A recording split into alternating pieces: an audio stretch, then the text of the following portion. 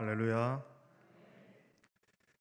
한 시대를 풍미했던 얼굴 없는 노동자의 시인 박노해라고 하는 시인을 혹시 알고 계십니까? 그의 시는 암울한 시대에 고단한 삶을 살고 있던 많은 민초들에게 큰 위로와 희망 그리고 소망을 안겨주었던 시들이었습니다. 그런 노동시가 가끔은 우리 삶에 아주 작은 감동의 쉼표 하나가 될 때가 굉장히 많이 있어요. 오늘 그 중에 하나를 소개하도록 하겠습니다. 박노해 시인의 길 잃은 나의 지혜라고 하는 시를 함께 봅니다. 큰 것을 잃어버렸을 때는 작은 진실부터 살려 가십시오. 큰 강물이 말라갈 때는 작은 물길부터 살펴주십시오. 꽃과 열매를 보려거든 먼저 흙과 뿌리를 보살펴 주십시오. 오늘 비록 앞이 안 보인다고 그저 손 놓고 흘러가지 마십시오. 현실을 긍정하고 세상을 배우면서도 세상을 닮지 마십시오. 세상을 따르지 마십시오. 작은 일, 작은 작은 차이, 작은 진보를 소중히 여기십시오. 작은 것 속에 이미 큰 길로 나가는 빛이 있고 큰 것은 작은 것들을 비추는 방편일 뿐입니다. 현실 속에 생활 속에 이미 와 있는 좋은 세상을 앞서 사는 희망이 되십시오. 되풀이되는 그 역사의 수레바퀴 속에서 신문에 그런 많은 지면을 장식하고 있는 주요 기사들을 봅니다. 대선 후보, 여러 가지 외의 것들, 사건들이 신문의 지면에 올라가 있죠. 하지만은 그런 큰 사건들, 큰 이야기들, 거기에 묻혀서 화제가 되지 않고 지나가는 사건들을 한번 살펴보았습니다. 암울하고 역시 여전히 암울하기 짝이 없는 그런 내용들이 모든 면에서 삶의 의욕과 생기를 잃은 그러한 보통 사람들의 지치고 외로운 모습들만 제 눈에 보여지고 있었어요.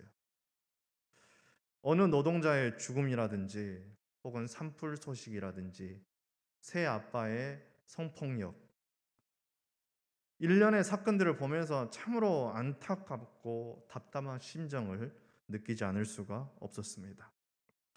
자, 왜 이런 일이 자꾸 발생되는 것일까? 그리고 이런 사건들을 다시 되풀이되지 않기 위해서, 그런 세상을 만들기 위해서 우리는 어떻게 해야 하는 것일까? 무릇 모든 사건은 결과입니다. 원인이 아니에요. 이미 어디선가 그 원인이 싹트고 있었기 때문에 이런 결과를 얻게 되는 것이죠. 물론 이런 사회 사건의 원인에 대해서 여러 가지로 설명이 가능하겠습니다. 사회적으로나 정치적, 경제적 원인 분석이 있을 수도 있고 그에 대한 여러 가지 처방도 분명히 있을 것이에요. 혹자는 이런 것을 예방하기 위해서 이번 정치를 바꿔야 된다. 체제를 바꿔야 된다. 그렇게 말할 수도 있고요. 재개발을 바꿔야 된다. 재개발 방식을 바꿔야 됩니다. 사형 제도를 부활하고 양성평등의 성교육을 강화해야 됩니다. 여러 가지 의견들이 이런저런 해답인 양 그렇게 내놓아지고 있습니다. 다 그런 것도 나름의 일리가 있겠습니다. 그렇지만서도 제가 보기에는 그런 모든 것들이 더 근본적인 물음에 답이 있다라고 보여지는 것이에요. 그것은 오늘 우리 사회가 너나 할 거 없이 보수냐 진보냐 그걸 떠나서 한 가지 놓치고 있는 사실이 있더라 하는 것입니다.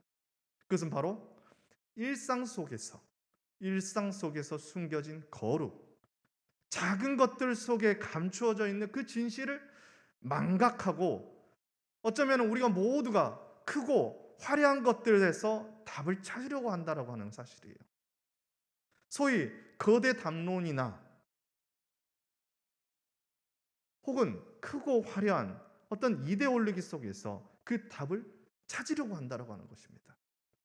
저도 한동안 거기에 좀 매여 있었어요. 그러나 조금 깊이 들여다보면은 그것은 또 다른 문제를 일으키고 있다라고 하는 것이에요. 그럼 답이 뭐냐라고 하는 겁니다. 오늘 이러한 질문에 성경은 일상으로 돌아가는 것이 그 답이다라고 이야기를 해줘요.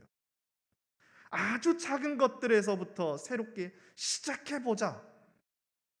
이게 오늘 성경의 이야기입니다. 오늘 성경은 바로 그 점에 주목하고 있어요. 우리 한번 성경으로 한번 가보십시다.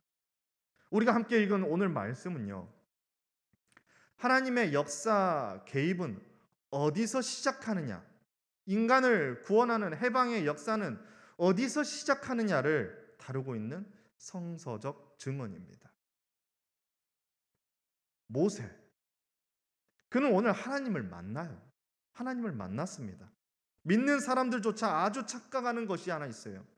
그가 하나님을 만난 자리는 높고 거룩한 예배당이니, 혹은 깊은 기도의 골방이니, 40일 금식 기도를 혹은 하나님을 엄격한 신학적 훈련을 통해서 만났느니, 사람들이 찾지 않는 기도원을 가야만 그곳에서 하나님을 만날 수 있다거나 그런 곳에서 하나님을 만날 수 있었다라고 하는 착각. 아니, 그것은 성경은 그것에 대해서 그렇게 이야기하지 않고 있습니다. 오늘 모세가 하나님을 만난 곳이 어디입니까? 여기서 우리는 본격적인 이야기에 앞서서 오늘 말씀을 이해하기 위해 오늘 우리가 읽은 그 대목의 전 이야기, 모세의 삶을 조금 더 우리가 들여다볼 필요가 있습니다. 모세는 한때 장래가 특별히 뜨겁고 가슴 뜨겁고 열정이 많은 청년이었습니다. 가슴이 뜨겁지 않은 청년이 없겠습니다마는 모세는 특별히 아주 뜨거운 가슴을 지닌 청년이었어요. 세계 최고의 권력의 중심에 있는 이집트 왕자 아니었습니까? 그리고 거기에 그치지 않고 자신의 그 민족적 정의를 실현하려고 했던 아주 뜨거운 열정을 지닌 청년이었어요. 그래서 그는 억압받는 동족을 돕고자 했습니다. 도와주기로 했어요. 그를 구하려고 했을 때 혈기왕성한 젊은이였습니다. 패기가 넘쳤습니다. 그러나 그 혈기로 인해서 그는 살인자의 길로 내몰리고 말았죠. 그리고 결국 도망자 신세가 되어서 쫓기는 그런 신세가 되고 맙니다. 그간의 사정을 요약해서 오늘 1절은 이렇게 이야기하고 있습니다. 모세는 미디안 제사장인 그의 장인 이드로의 양치는 목자가 되었다. 그간의 모든 사정을 결국 이 한 줄로 요약하고 있습니다. 이게 무슨 말입니까? 모세는 한때요, 잘못된 것을 바꾸고자 하는 그 혁명을 한번 꿈꿔봤습니다. 바꾸자. 민족의 독립을 꿈꿔왔던 소위 말해서 운동권 젊은 친구예요.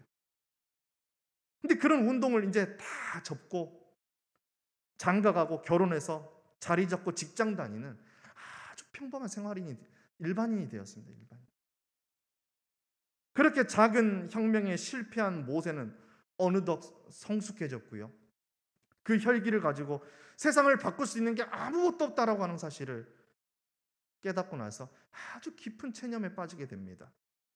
절망 같은 것에 길들여져 가고 있던 그 찰나였어요. 그런데 그가 하나님을 만납니다. 어디서 만납니까? 2절은 이렇게 적고 있어요.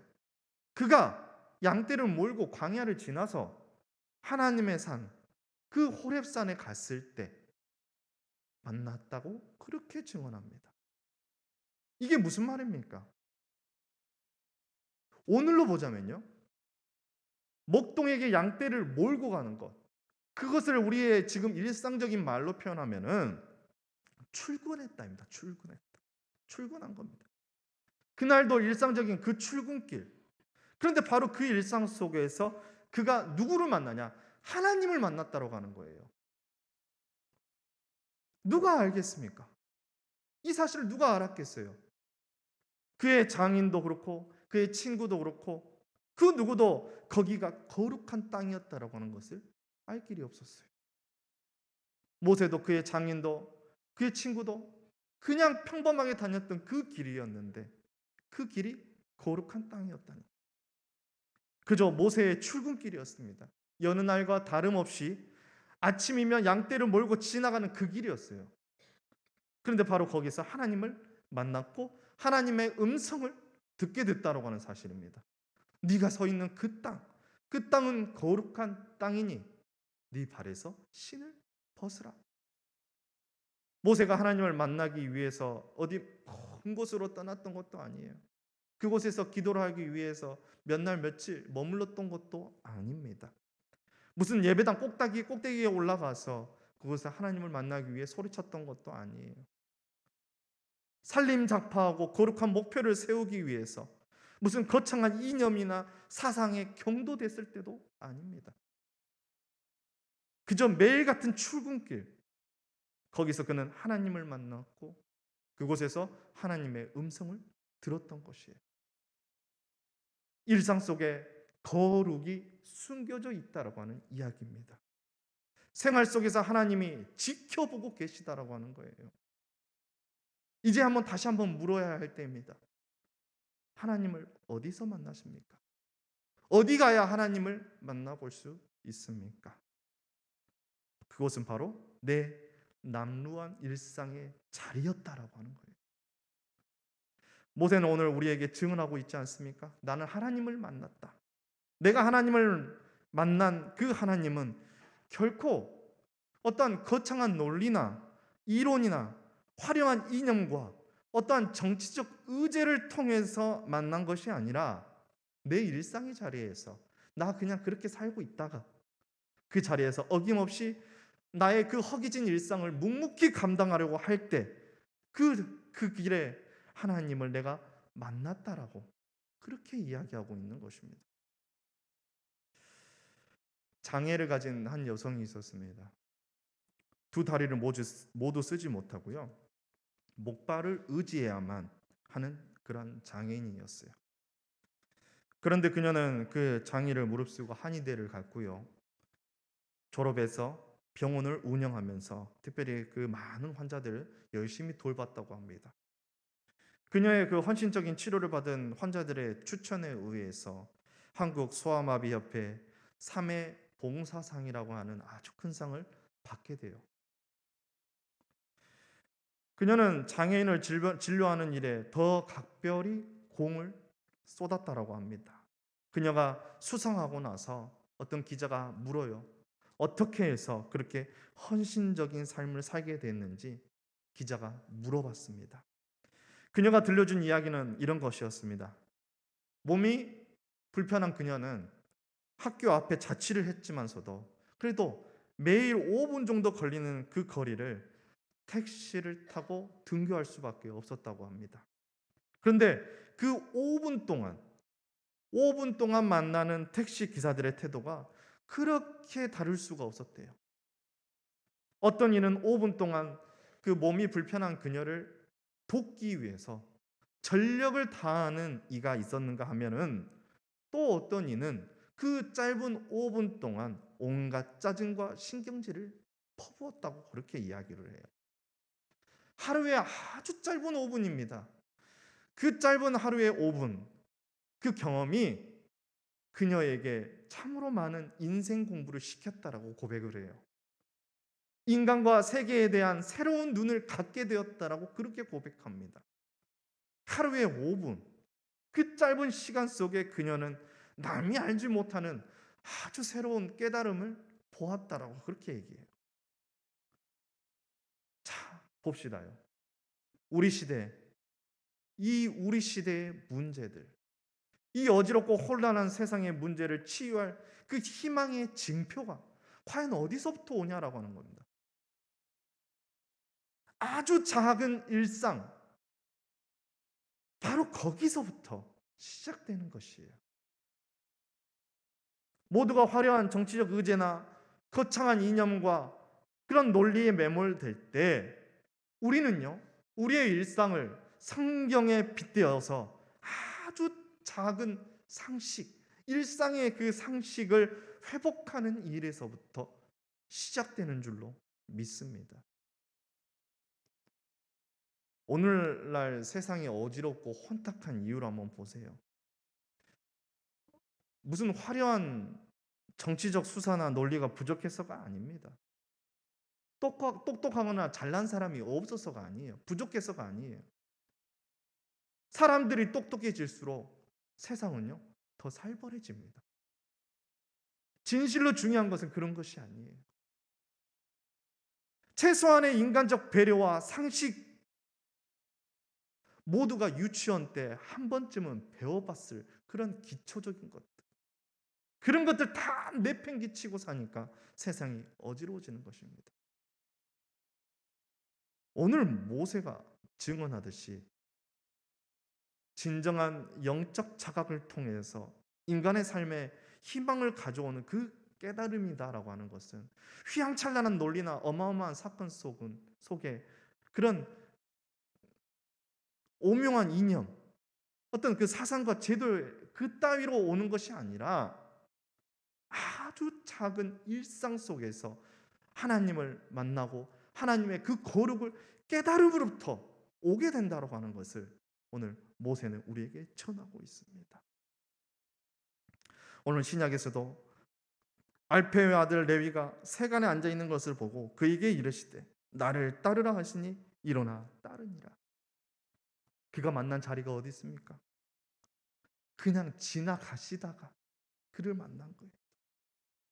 다윗의 자손이여, 다윗의 자손이여라고 외쳤던 그 맹인도 역시 지나가는 자리에서 자신의 삶의 터전에서 예수님을 만났다라고 하는 사실을 우리는 너무도 잘 알고 있습니다.